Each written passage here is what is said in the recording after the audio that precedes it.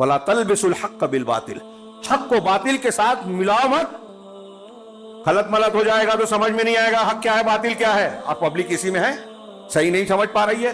اس کے پبلک کے گمراہ ہونے کی بڑی وجہ کہ جن کے پیچھے چل رہے ہیں وہ غلط دین بتا رہے ہیں، حق کے ساتھ باطل بتا رہے ہیں۔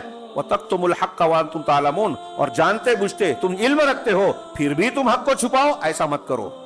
یہ قرآن کہہ رہا ہے۔ بدعت میں چوری ڈکیتی زنا بدکاری نہیں ہوتی، بدعت میں نیکیاں ہی ہوتی ہے، لیکن یہ وہ نیکی ہوتی ہے جو شریعت نے نہیں بتائی، جس کے بارے میں اللہ کے رسول ہم ہر جمعہ میں کہتے تھے ہر نئی چیز بدعت ہے، ہر بدعت گمراہی ہے۔ وہ عبادت ہے لیکن گمراہی ہے۔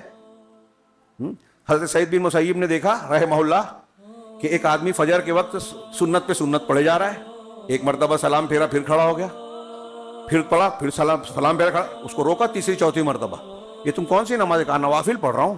تو کہا اللہ کے رسول صلی اللہ علیہ وسلم کی سنت دو ہی ہے، یہ اتنی نمازیں نہیں پڑھنا چاہیے۔ کہا تم اتنے بڑے امام بنتے ہو، سعید بن مسیب، سید التابعین کہا جاتا ہے ان کو، بہت سارے صحابہ کے شاگرد ہیں۔ کہا اتنے بڑے امام بنتے ہو اور تم یہ کہہ رہے ہو کہ اللہ تعالیٰ مجھے نماز پڑھنے پر گناہ دے گا یا میں غلط کر رہا ہوں؟ تو سعید بن مسیب نے جو کہا تھا وہ لکھ لیجئے۔ انہوں نے کہا کہ اللہ تعالیٰ تم کو نماز پڑھنے پر عذاب نہیں دے گا، سنت کے خلاف عمل کرنے پر عذاب دے گا۔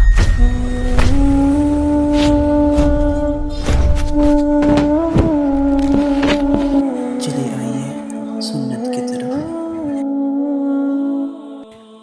یہ چیزیں جو میں بیان کر رہا ہوں کچھ لوگ سمجھیں گے کہ میں مسلکی بات کر رہا ہوں، نہیں، میں دینی بات کر رہا ہوں۔ یہ اللہ کے دین کی حفاظت نہیں ہو سکتی اگر غلط کو غلط نہ کہا جائے، یہ اللہ تعالیٰ کہہ رہا ہے۔ بنی اسرائیل کا، یہودیوں کا طریقہ ہے، وَلَا تَلْبِسُوا الْحَقَّ بِالْبَاطِلِ، حق کو باطل کے ساتھ ملاؤ مت، غلط ملت ہو جائے گا تو سمجھ میں نہیں آئے گا حق کیا ہے باطل کیا ہے، اور پبلک اسی میں ہے صحیح نہیں سمجھ پا رہی ہے۔ اس کے پبلک کے گمراہ ہونے کی بڑی وجہ کہ جن کے پیچھے چل رہے ہیں وہ غلط دین بتا رہے ہیں، حق کے ساتھ باطل بتا رہے ہیں۔ وَتَكْتُمُوا الْحَقَّ وَأَنْتُمْ تَعْلَمُونَ، اور جانتے بوجھتے تم علم رکھتے ہو پھر بھی تم حق کو چھپاؤ، ایسا مت کرو۔ یہ قرآن کہہ رہا ہے۔ اب جو علماء چھپا رہے ہیں، صحیح نہیں بتا رہے ہیں، جو کہہ رہے ہیں کہ ٹھیک ہے شب برات کو تو عبادت ہی کرتے ہیں، ابھی ہمارے یہاں کچھ لوگ یہ کہہ رہے ہیں کہ بھائی وہ تو عبادت ہی کر رہے ہیں نا۔ بدعت میں چوری ڈکیتی زنا بدکاری نہیں ہوتی، بدعت میں نیکیاں ہی ہوتی ہے، لیکن یہ وہ نیکی ہوتی ہے جو شریعت نے نہیں بتائی، جس کے بارے میں اللہ کے رسول ہم ہر جمعہ میں کہتے تھے ہر نئی چیز بدعت ہے، ہر بدعت گمراہی ہے۔ وہ عبادت ہے لیکن گمراہی ہے۔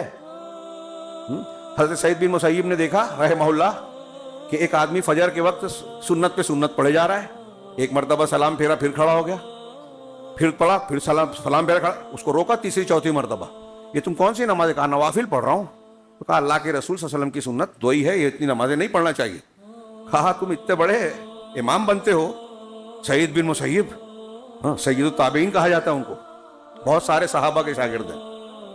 کہا اتنے بڑے امام بنتے ہو اور تم یہ کہہ رہے ہو کہ اللہ تعالیٰ مجھے نماز پڑھنے پر گناہ دے گا یا میں غلط کر رہا ہوں؟ تو سعید بن مسیب نے جو کہا تھا وہ لکھ لیجئے۔ انہوں نے کہا کہ اللہ تعالیٰ تم کو نماز پڑھنے پر عذاب نہیں دے گا، سنت کے خلاف عمل کرنے پر عذاب دے گا۔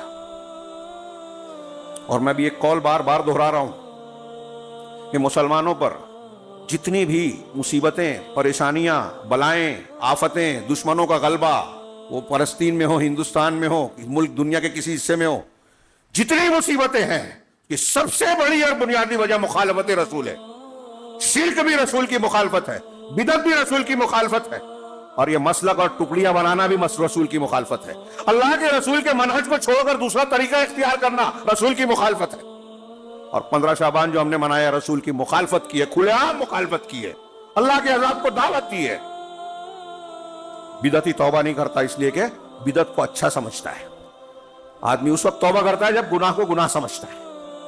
ہاں، امام سفیان کا قول ہے کہ ابلیس کو دوسرے گناہوں کے مقابلے میں بدعت زیادہ پسند ہے کہ لوگوں کو بدعت میں مبتلا کرو۔ کیوں؟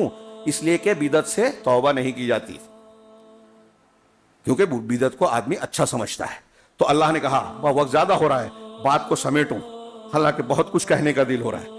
کتنی گمراہیاں پھیلی ہے، دین کو ہم لوگوں نے مذاق یا سرسری چیز سمجھا ہے، ہم لوگ سنجیدہ اور سیریس ہے ہی نہیں، دین سیکھنے کا موقع ہی نہیں ہے۔ یہ اللہ کہہ رہا ہے کہ جو اللہ نے نازل کیا اس کو سیکھو. یہود سے کہہ رہا ہے, اس میں عوام, علماء کے ساتھ عوام بھی ہیں, ہم بھی عوام ہیں, تو ہمیں سیکھنا پڑے گا.